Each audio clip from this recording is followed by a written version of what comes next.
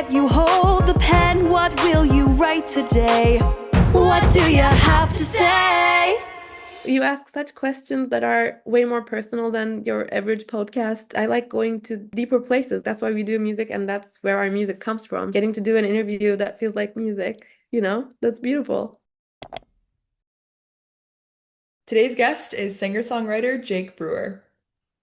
Oh, wait, actually, I did my intro wrong, and you're in episode number like 65. So, Cool. Okay, let's yeah. go back. Today's guest is a singer-songwriter. Please welcome to the Zoom, Jake Brewer. What's up, Yeah. Julia? We're gonna pretend like I didn't just completely forget my own intro for this You podcast did and have to do it again.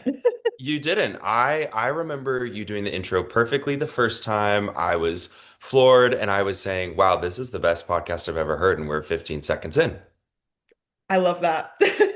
Yep. Well, I'm so excited to be talking to you. Like we chatted about before we started recording, I feel like we have a lot in common, and I'm just so excited to pick your brain and learn about your story and all the things. Where are you from? Good place It's a to start. great question. I mean, technically, I always kind of say I grew up in the Pacific Northwest, just outside of Seattle. Hmm. So I've been told I give Pacific Northwest energy, especially by all my friends and communities on the East Coast here. But I grew up kind of all over the country, and I'm pretty nomadic at heart. And so Seattle, technically, but you ask whenever people ask, I always have to think about it for a second. Do you remember what your first dream was as a kid? And by dream, I mean ambition, not like, you know. Yeah. Yeah, I think my very first ambition would be I have two sisters. I'm the middle child. And I think the first time I ever probably knew something I want something was just to be exactly like them. They had so much in common. My aunt growing up owned a dance studio. They were both big dancers. And so like I really just wanted to be a part of everything that they were doing because they were just kind of fostering this really wonderful community alongside all of my family. And so I always felt like I belonged in that. It always kind of was like my dream to be just kind of a part of their sort of experience because it made them so happy.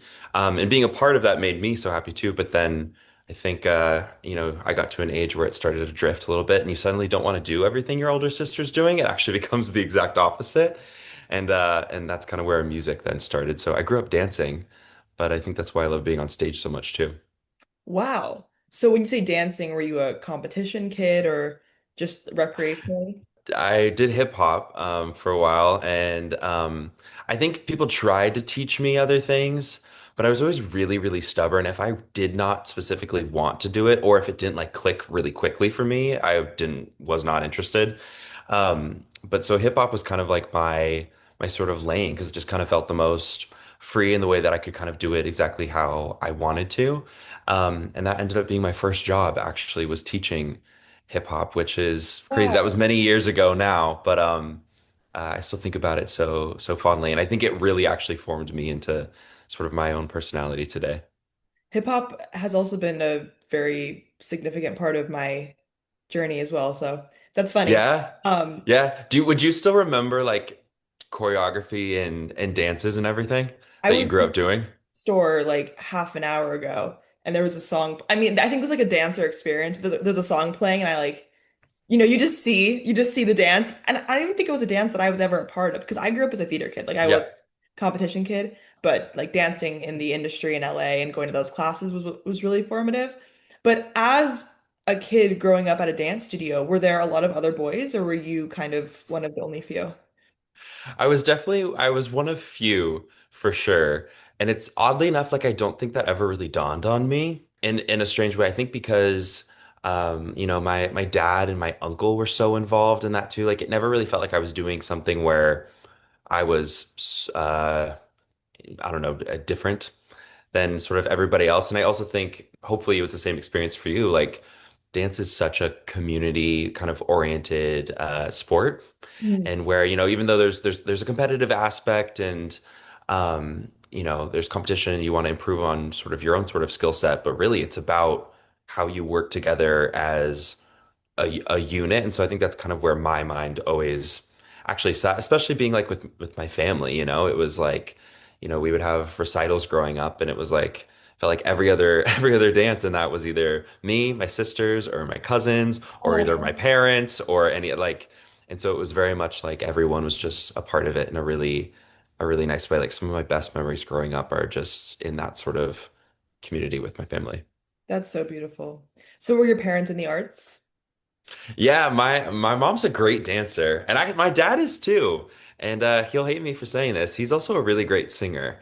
I've only ever heard him sing in the car. We'll get him at least with windows down one day. Yeah. But no, I think besides dance, like that was really through my mom and my aunt's sort of blood growing up.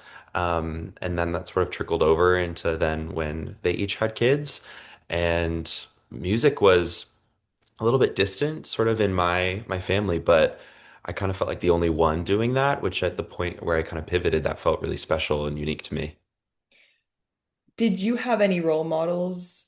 I mean, people that were in your life or just you saw on the screen that were an example that this passion could turn into a career? Yeah, yeah, I have this is gonna be the silliest combination. My older sister for sure. Just even like, older sisters are so interesting, especially as a younger brother, because they will tease you and they will do all of those things, but like it's always out of like I like see everything you can be. Okay. Um, and I've always just really admired that about my older sister, and I've always just had the most wonderful relationship with both of them. And so I think they are two really inspiring people to me just constantly and throughout my entire life. But then this is a silly, but also like I don't know, I grew up on High School Musical and stuff like that. And the message of High School Musical is like you can do whatever. If you want to do it, you should do it. And I think that was actually a really impactful thing, kind of right around the time as I was like starting to be like, oh, like everyone around me is doing like dance and this is great. I'm starting to lose interest in, I don't want to necessarily become skilled. I don't necessarily want to study this further, but like there's something in this that I really want to do. And I don't know if I owe a lot to High School Musical, but maybe not everything. But I think that was an influence too that I probably realized later in life. Mm. Well, as an older sister, I can confirm, and I have a younger brother, so I Oh can yeah, yeah. vouch that that relationship is very special. And it's funny because my younger brother, when he was younger, like did a little bit of like acting because I was doing that and did the dance as well and never got into singing. But eventually he got to an age where he found all of his things and, Yeah. hard pivot. But yeah, it is very special. I just interviewed Drew Seeley on Behind the Resume. Stop. Stop. That was my first concert, was the High School Musical like concert tour. And it was at the point, when Drew City came out and we were all like, wait, where's Zac Efron? But then Right. like we all learned at like 6 or 8 or 10 or however old we were, movie magic of Yeah, like that yeah, wasn't yeah. Zac Efron. It was one of the hardest things we had to process as kids. That was very impactful, but that's so crazy. Yeah, he's like such a sweet person and obviously has been so impactful to so many people. So And really, he was great in the other another Cinderella Cinderella story. movie. Yeah, Yeah, great songs in he's that movie. iconic. He is iconic. Yep. So did you see yourself on screen then? I did that a little. I think I pivoted towards like acting like kind of briefly before. It was like a really Okay. quick detour. I'm an awful actor, and I've said that on the record enough where like if I were to ever be cast in something, people would really be taking a chance on me. Even like filming music videos and stuff like that, I'm just not the best at like channeling something different than exactly what I want to say. It's a really fun challenge and I'm always kind of up for it, and I would love to do it again because I'm always just interested in kind of pushing sort of my creative comfort zone. Yeah. But that was sort of a quick pivot, and then no, music just felt so much more like, kind of as I was saying, like I was so stubborn. I wanted to do things the way I wanted to do, and when I started taking guitar lessons, I was like, I did not want to learn other people's songs. I was Mm. like, teach me 4 chords, I'm gonna make my own song. And I don't know why I was that awful to work with, but I don't know. I was in middle school at the I time. I mean, probably wasn't great anyway. I don't, were you like rude to your teachers? Because I don't think that, No. I mean, that doesn't make you awful to work with. That just makes you have, direction and individuality.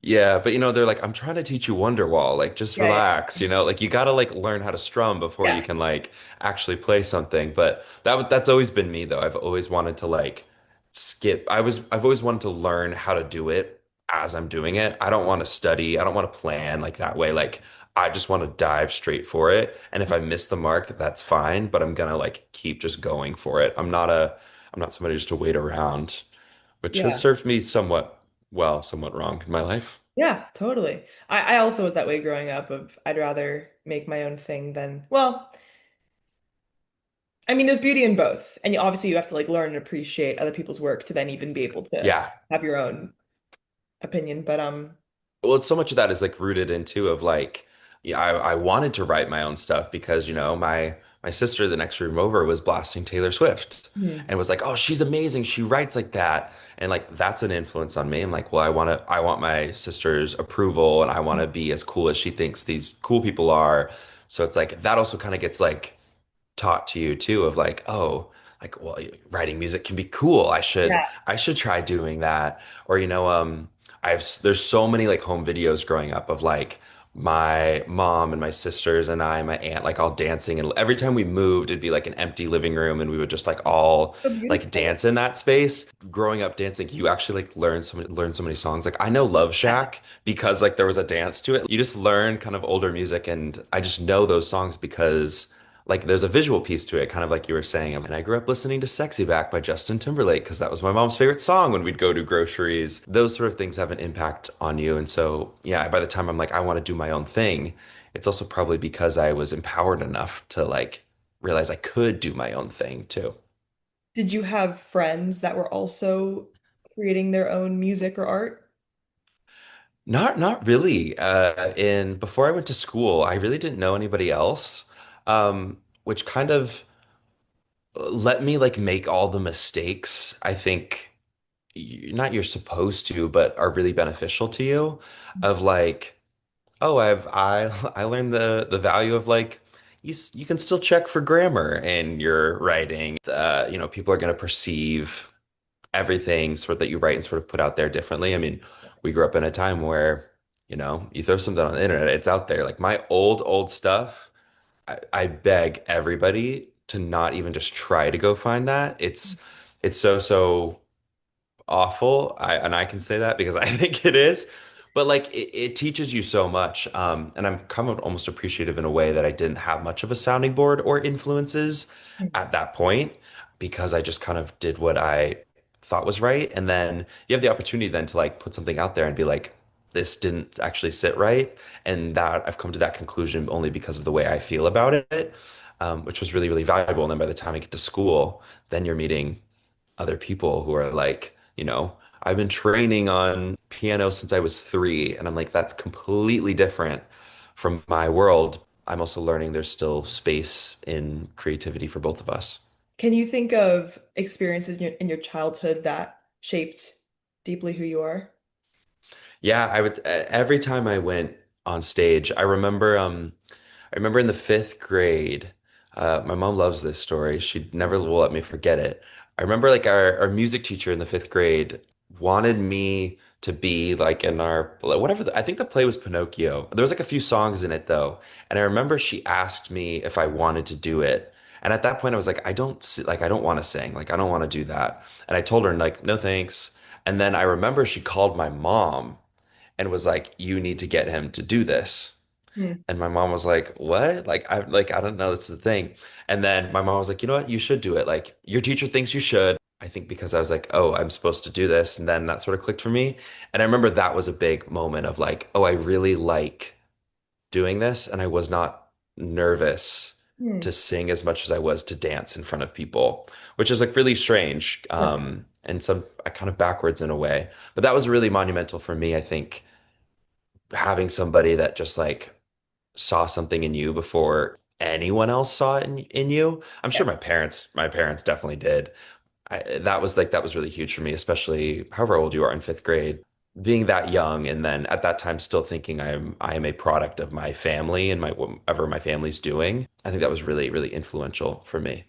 Oh, I mean, those people change your life. Yeah, music teachers, 100%, Mhm. 100% the most influential people. What would you say was the most challenging part of your childhood?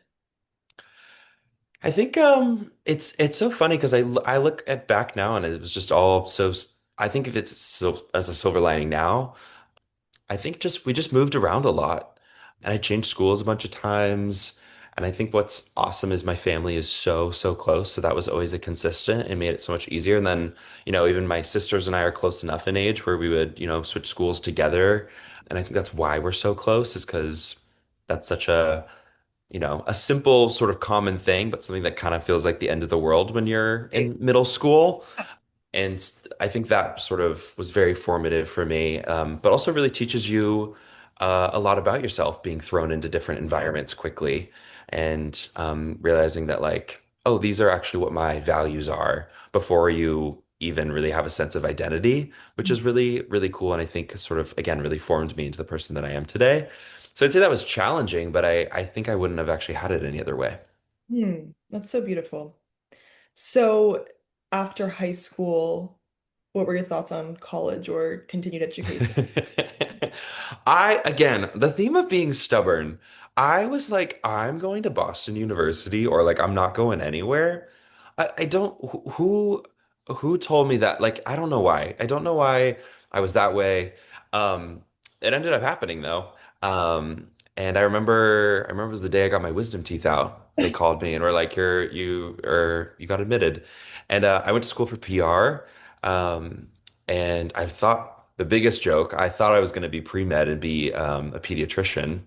Again, I really quickly pivoted. I was like assigned like a chemistry class, and I was like, I actually don't want to do that. I'm gonna When did dip. that happen? When your whole life you were in the I academy? don't know. I don't know. I don't know. That's a wonderful question, Julia.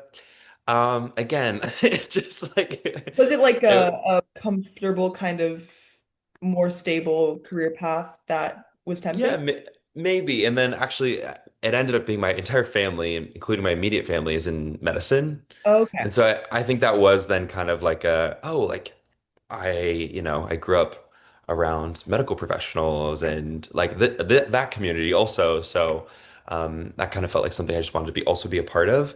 But then I think, yeah, you realize when you enter college, you have so much autonomy over what you get to decide and choose for the rest of your life that I was like, this actually isn't something that I see myself doing for the rest of my life. And I would rather pick something that was a little bit more open to me changing my mind. And so I chose PR and then I loved Boston. I loved BU. Taught me a lot. All my closest friends that, are gonna help me, raise each other's kids one day. We all met in college and that was like the best time ever. I met someone recently who is an artist and I admire so much. And she also went to college for marketing, and she uses so much of that in and she's doing an amazing Yeah. brand. And I'm like, you know what? That is such an incredible skill. So, what made you decide not to go to school for music? I think I did not feel like I was good enough for it at that time. I was not professionally trained. I think if I had to audition for something, I would have been like, no way. Like I'd taken maybe two vocal lessons my whole life. I was only really writing songs. That's the only time I was playing guitar. I didn't know multiple instruments. I did not have the confidence in myself. Just to do that and felt like not that I didn't like sort of belong with those people, but just that like that wasn't something I maybe even felt comfortable committing to, of like music school was the choice sort of for me. And mainly because, I enjoyed learning things, but I didn't like the lessons themselves. And so maybe like kind of going to school for that felt like that to a higher level. Yeah. So I guess I wanted to give myself more freedom, but it probably was mostly like I don't think I had like almost earned that sort of space yet, or I really wanted to make sure my creative identity was confident before I kind of entered those spaces. Did you still want to pursue a career as a musician? Yeah, I was writing all throughout school and yeah, I was releasing music. Wow. We started the company at that time. Yeah, I was doing a ton of different work and I was just meeting a ton of musicians. And I think one of my biggest regrets from school is I didn't sort of embrace the Boston music scene more. It's a wonderful, wonderful music community. That's like kind of the one thing I maybe missed out on that I could have been more a part of, but I also feel like I found such great communities there anyway too. And so it's fun. I don't know, it's never too late. I'm 26, but Still figuring it out. Yeah, I mean, I think we are at every age, right? Yes. And I appreciate you saying that. Yeah, but trust me, I go down that spiral every day of just, what am I doing? But I think Yeah. it's comforting that nobody actually knows. We're all here for the first time, you know? Yeah, yeah. It's that's such a nice thought, truly. So how have you been able to take what you've learned as a PR major? Is that how, Mhm. and apply it to your career now? Yeah, I think I if you were to ask me like what specific things you learned in school, I couldn't like tell you specific things, but I think like it builds like just a confidence in you of like, oh, I know how, I know how to reach out to people and I don't think I wasn't, you're not like media trained studying PR as much, but you kind of you get a sense of like larger, forms of media. And, as an artist yourself, like artistry today looks so multifaceted and it's demanding that you be some sort of multi-hyphenate. And I think that being sort of my formal education makes me feel like I can dive into those things a little bit more. Even if you're like, I can't tell you why, but I'm like, oh, I have a degree in this. I can write an email. I can do this. I can throw this out there. But I also think just being surrounded by those sort of people, if you PR people are strong, confident, and bold people, and it just inspires you in a way. And I think it really helped me sort of start Friendly, the company that I co-founded. Um, and because I also studied business, that was my minor, so PR and business. And I think it just kind of made me feel like I had enough foundation to start something on my own, Yeah, but also like enough out there and open that I could make it my own and not just duplicate and copy paste something that somebody else has already done. amazing. I've always been fascinated with just like the agent side of things and the publicist side. And Oh yeah. I always would say like, oh, in another life, like that's what I would do. And so I entered at an agency for a few days. That didn't last very long, but I Yeah. I love that side of it, and get so giddy with emails, and it's so silly, but it's just so interesting, and so I've just tried to use what I've learned by watching and listening and learning to like help with my own career, and it's amazing. I mean, I cannot believe some opportunities that I've gotten from just a cold DM or Yeah. just finding the right people who you align with, and I mean even just guests on this podcast that have come from a cold DM to their management. It's amazing. Yeah. Yeah. We always say to each other, my best friend and I, who I co-founded the company with, we're just always like, you're not gonna get anything you don't ask for. Yeah, Like, and I think a lot of the ideas that musicians like us sort of have nowadays are like, we think about the sort of Justin Bieber phenomenon of like, oh, you put enough out there, you get discovered, and you have to kind of just keep pumping things out there, and then like just hope one day, like, that sort of clock dings, and it's your time, and you then get to take off, and that's the rest of your career. I don't think I subscribe to that, and I don't know if I ever have of just like, no, you have to be the person that's advocating the most for you at all times, no matter where you are in your career. yeah, You should be the person, you should always be your sort of number one cheerleader. You should be the number one person who has most confidence in you. All of those sort of things. And you're right, like the highlights of my career are things that we asked for. 100%. And I think I would still be waiting and waiting and waiting, and we probably wouldn't even be talking if I was just sitting and just waiting for somebody to give me attention rather than going, you know what? Actually, I think I deserve your attention. I just experienced exactly what you said the other week of this dream come true. I got to sing one of my original songs with a choir of kids who did these That's beautiful. Yeah. amazing. And it was because I cold emailed a bunch of choir teachers in the area sharing that I'm, this local artist and I have this music and, if anyone was interested in. So it was like something that I did ask for. And that was a big lesson in itself that, there's no shame in that. I mean, that is so fulfilling, almost more fulfilling because you have to put yourself out there. Like you're saying, you have to have the confidence in yourself. But what is your why as an artist? Like what, because it's hard to wake up every day and be like, I believe in myself. I think I'm great and I'm confident. So what keeps you going and what is your why?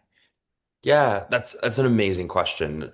I have so many, and I don't think it's a bad thing that it changes all the No, of time too. course. But there's always this sort of common sort of factor of I've always been a people person. Like even just growing up, like I was always surrounded by creative people and dancers, like we were saying. Yeah. Um, I I do so much of it for my. I think nowadays especially, so much of it is just for myself. Like that has really fallen into my sort of creative outlet, and I've kind of made the promise to myself that no matter what happens in the rest of my life, writing music will be something that I always do, just because that's now a habit that gives me joy and purpose. A part of it is, some of my favorite just memories and things that'll stick really with me, and the stories that I'll tell my kids one day are like, playing on a stage and seeing like even just like your best friends sing along to songs that you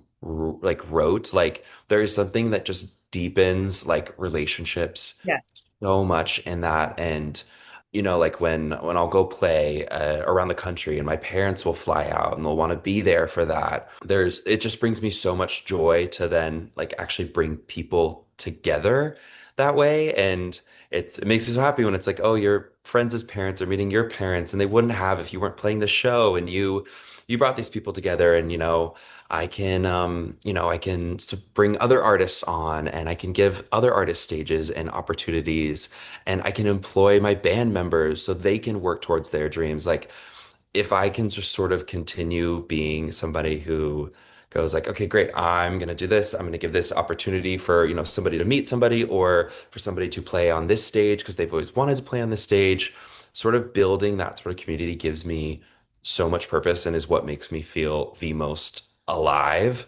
And then starting Friendly in that company, like that was because I wanted to be a part of other people's dreams too. And if I could play even just the tiniest piece and getting them further along and making their sort of dreams become a reality, and then they want to do the exact same thing, like it's just the most like beautiful ripple effect. And it makes me feel so human, like actually having just in-person experiences over like music, like because at the end of the day it's like it's just words and melodies and sounds, but like how cool that it like I don't know, makes us feel so present in a way that like it's really hard to nowadays. And I don't know, it makes me smile so much thinking about it. I think that's kind of that's my why, and I think I'll always crave that. I love that so much. And yeah, I think about it all the time. Like music is literal magic. Like it just pixie dust magic and it's such an honor to get to like be a vessel of it. Yeah, I don't know. I got to play the Troubadour last year, and that was just like Amazing. that would be a highlight of my life. And I remember after there was these really really two kind people that I got to meet, and they were like, "We're in town, and we just wanted to see a show at the Troubadour." And I was like, "How crazy that like I was the show that because they just wanted to go see it at this venue, and like they're gonna remember." I love the Troubadour. I've been there a few times and it's I mean it's like so iconic. That was a moment that was so deep for me, just because it was like maybe you asked me to like list sort of the five biggest dreams like I have. The Troubadour might be on there. And so like crossing off like a before my time is up, I want to do this at like this point in my career. Like I don't think I've ever felt so grounded Hmm. than being able to do So that. in those moments, do you make sure that you take time to reflect and not let those moments pass you by because it's surprisingly so easy, even when it's a dream that you've had on the list for forever. Oh yeah, best day of my life and fastest day of my life. It's so crazy how quickly those things move. I really just tried to be like observant about the people I was like sharing it with, watching, the band that was touring with me for the weeks prior and what it meant to them. And I got to share the stage that night with my friend Kate Stevenson, and she was just so incredible. And like that was a big dream of hers too. And then her sister and one of my really good friends, Maddie, was playing keys for both of us that night, and just like seeing her play and then seeing her friends from LA see her play there. Like So that cool. was that was just like that was what I really tried to soak in. And, I had college friends that moved out there. My parents flew to that show, and that's when my parents got to meet some of my college friends. And I think those are the sort of visual memories that I have that really, really stuck with me. It's funny, like you asked me, I probably couldn't tell you much about the set that we played, but I remember just like everything I saw. Those dreams realized moments are so powerful. And like you said, it was the most grounded, you'd felt. What did that experience, well, like what did it teach you? Was it affirming? And how are you moving forward now after having that experience?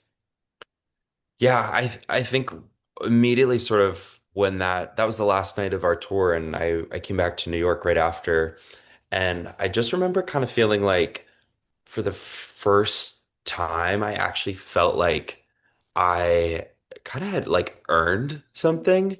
I think musicians and just creative people in general like are really, really hard on themselves. Even when you get an opportunity, sometimes we'll be quick to say like that was luck, We just have right place, right time. But I remember like leaving that and being like, I just played like original music Yeah. at this venue that people knew the words to and danced to and came out to see.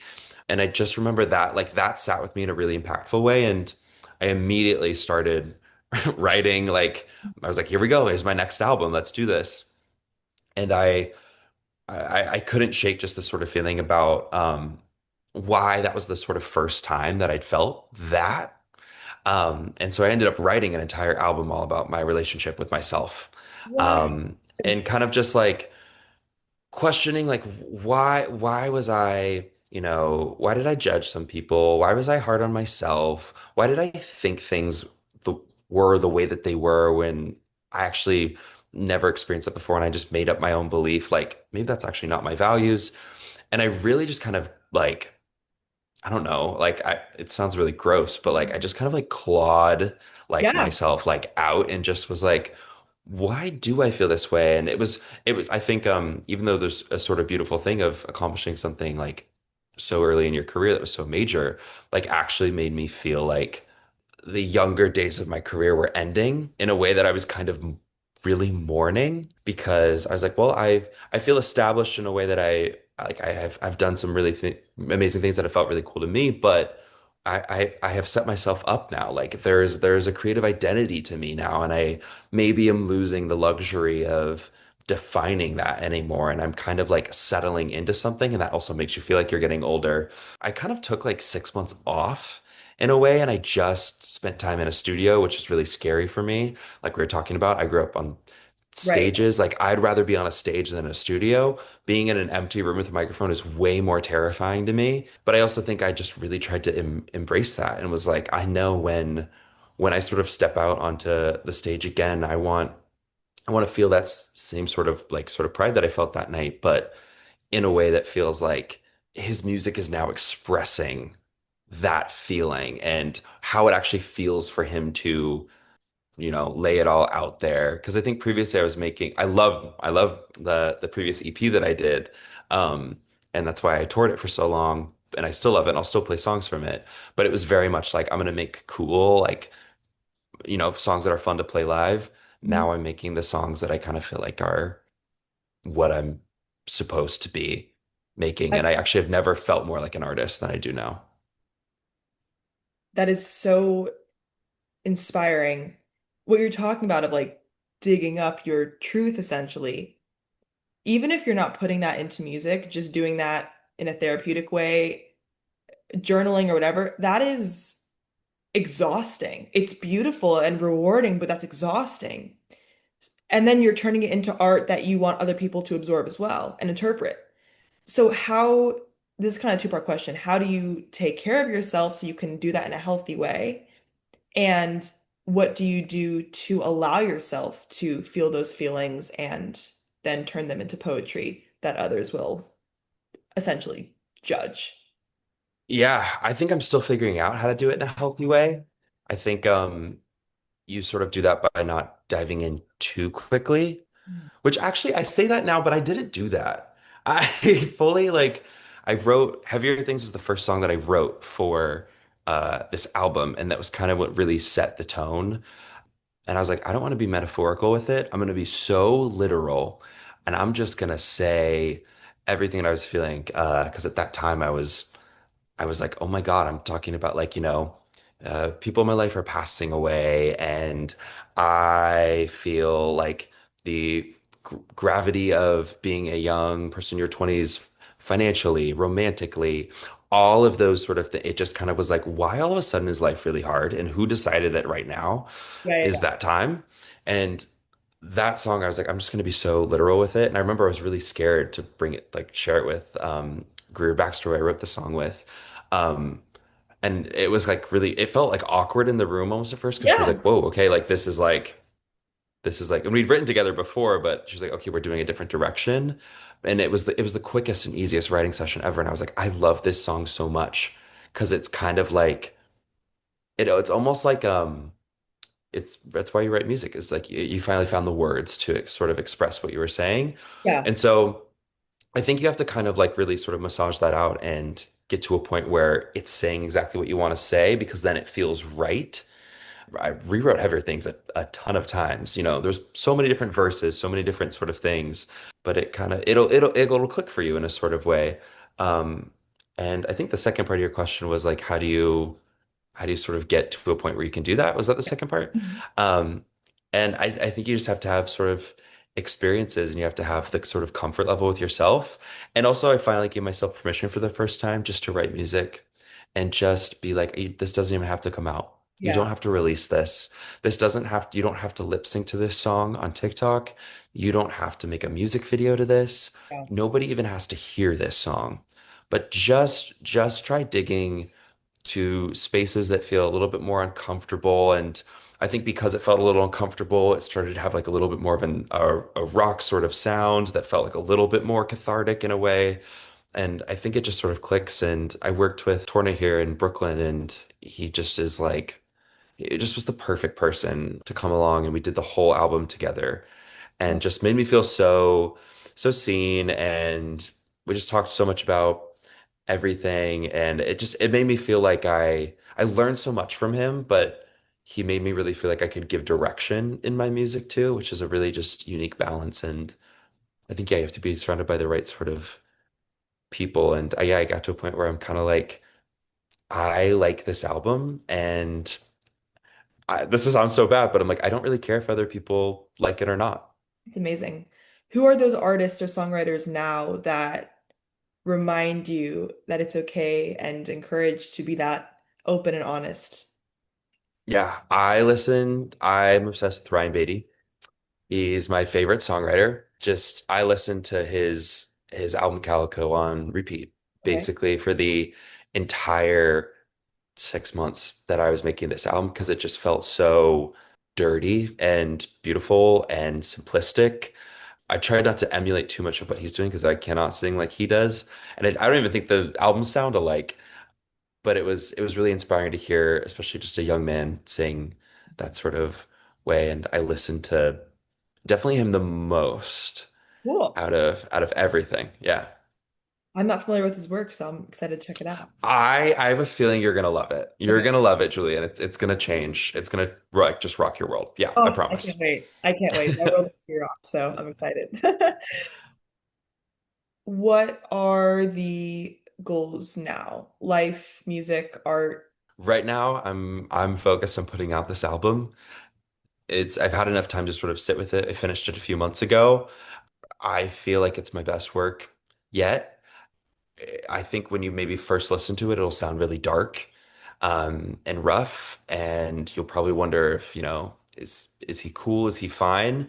But I think if you listen to it a second time, the whole album is actually about being fine Hmm. and being like, this is actually all really cool in a way that this is my reality. What a fortunate thing to be faced with decisions. Hmm. And how lucky am I to have choices? And there's so much underlying meaning, and it's really fun this record, especially because I get to hear it, and I almost think like, oh, I was thinking this thing, but just hearing for the 80th time, I think I get what I meant by that, and it kind of feels like I get to meet myself. in a Wow. way. And so I also want to really just be out there and talk about it and do the opposite of what you would kind of expect this album just to be like thrown out there and be like take with it what you will. But I'm excited to chat about it and really talk about my proudest work. Yeah, that's my big goal. And then we're working on transferring it into a really cool stage show that I hope just to tour for years. Oh my God. Do you have like a rollout plan? And is that through your company that you're working on that? Yeah, yeah. Oh yeah. Yeah, no, I'm hoping it just to travel around all summer and just hand deliver is what I always kind of say, all these songs to as many folks as possible, celebrate it in as many rooms as possible, and just have as many sort of one-on-one conversations with people like this too. I mean, I will post on social media a ton of times, but like this is when I actually just get the most excited about an album and a project when you can actually just talk to somebody and have a conversation, especially, you who understands the realities of making music and how great it feels when something just clicks. Yeah. Oh, I'm so excited for you. That sounds just so gratifying to be putting out a body of work that you feel really represents where you are in your life, and that's amazing. How many songs did you write for the album? The album ended up being 9 songs. I think I wrote about 11, Okay. which is really weird because you usually just write a ton and then sort of pick and choose. But this time was really different because I just was like, I know the sort of range of content and topic that I wanted to be covered. And when I first started writing it, I kind of was like, I want these ideas, these experiences, and these sort of like thoughts encapsulated. Yeah. And I will write and work on these ideas until there's a song that fits them. Mm. Um, and so I only wrote maybe like 11 songs, but I've never rewritten songs so many times to be like, I like this concept, but it's not saying like this is not the right metaphor for this.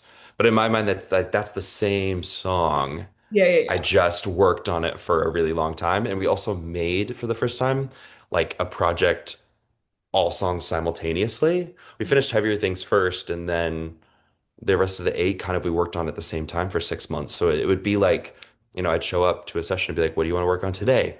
I'm feeling this song today or this topic today. Let's work on let's work on that and see if I can get it perfectly written and we can get the right sound, the right everything um, for it. And so there's a few songs that didn't sort of make the cut, but that's more just because I didn't feel like the content was right for the album and they'll see the light of day sometime else. Yeah. Who's your dream person to open for? Oh my gosh, okay, well this is such a great question. I have so many. Well, okay, this is everyone's gonna laugh at me for this. I grew up on Justin Timberlake, that his music was very, very formative. I don't know if I would be the best support for him right now.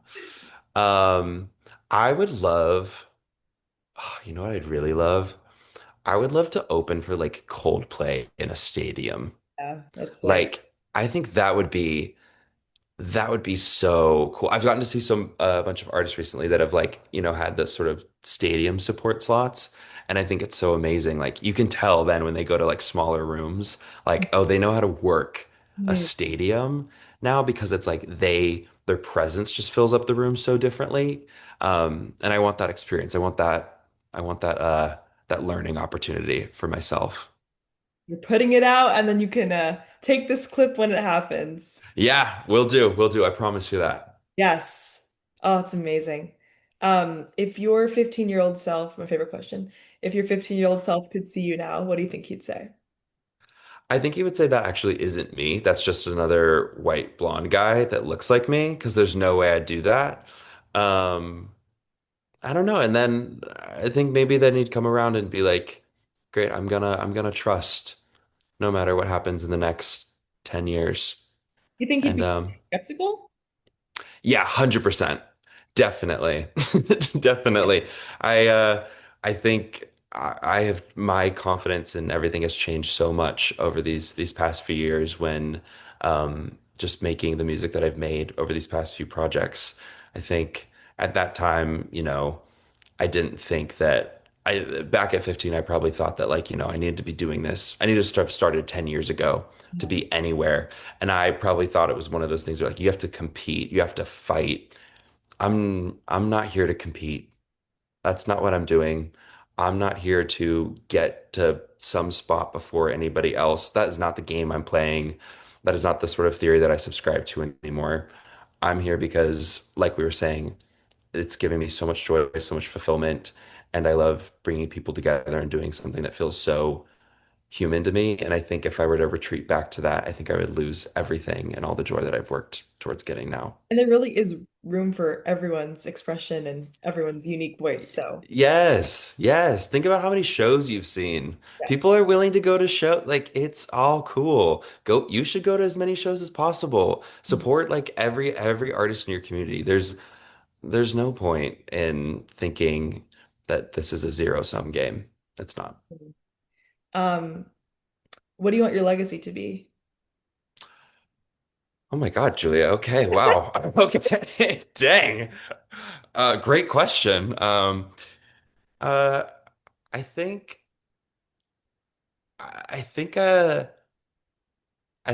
don't know. I think I just want to be known as just being just human and just feeling human things, chasing human experiences, and making people feel just human and present themselves. I think that's the legacy that I think I really crave, and not feeling like I need to do that for everybody and anybody, but just, whoever gravitates towards, that's a gift I would love to give if somebody wants to receive that.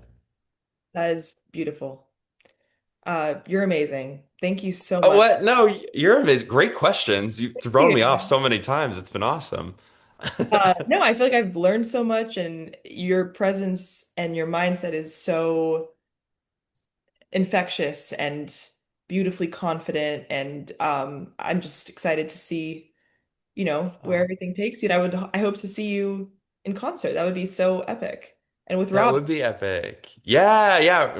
Rob will have to be there because Rob always has to be there. course. Yeah. Of course. Well, thank you for saying that. That was really, really kind of you. I have enjoyed all your thoughtful questions, and thank you for listening.